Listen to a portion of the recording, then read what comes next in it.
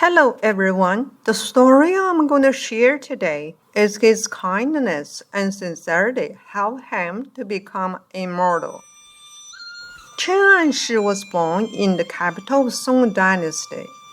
When he grew up, he worked for a landowner named Quan Shuben.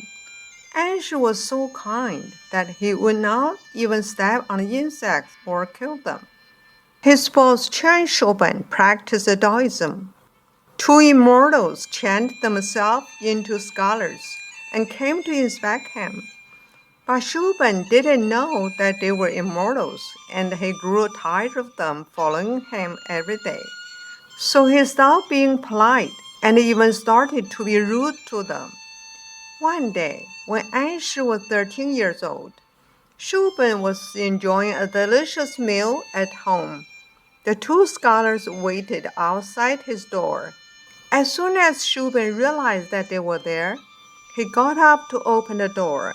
His wife stopped him and said, "Those two hungry ones are here again and want to eat. Don't open the door."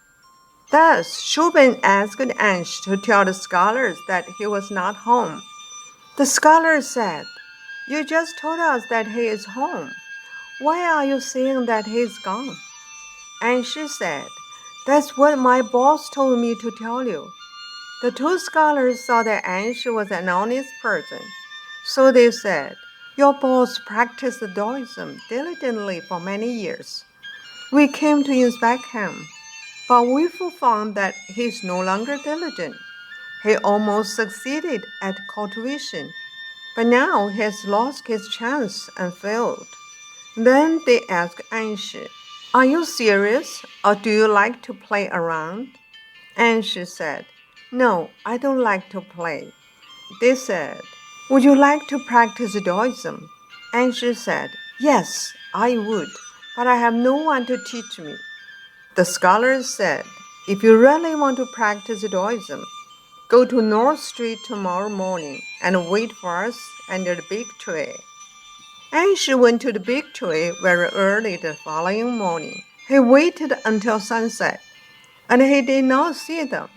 Just as he was about to leave, he thought, "Those scholars must have tricked me." Suddenly, the two scholars appeared next to him and said, "Why are you so late?" Anshi answered, "I came very early, but I didn't see you." The scholars said, "We were sitting right next to you." The scholars made appointments to meet Anshi 3 more times, and each time Anshi came very early to wait for them. Because he always came early, the scholars thought Anshi was teachable and gave him 2 immortal pills. They warned him, "When you go home, do not eat. When you sleep, just sleep by yourself in another place." Anshi did everything exactly as he was told. The two scholars frequently came to him and taught him some secret cultivation methods. The landowner Quan Shuben felt that something odd was going on and said, "You live by yourself. Why do I often hear you were talking to someone?" One day, Shuben just entered Anshi's room upon hearing the conversation in the room, but he saw that no one else was there. He asked Anshi, "I heard you talking to someone. What's going on?" Anshi replied that he was talking to himself. Shuben also noticed that Anshi didn't eat food, but only drank water. He started to suspect that Anshi was not an ordinary person. Shuben also realized that he had done wrong and lost his chance to become immortal. He sighed and said, "Age is no guarantee of success at cultivation. The ability to succeed is determined by one's morality and inborn quality. I only have a human body. If no immortals teaches me, I cannot successfully cultivate. It does not matter who my teacher is." So Shuben knelt down and told Anshi that he wanted to be his disciple.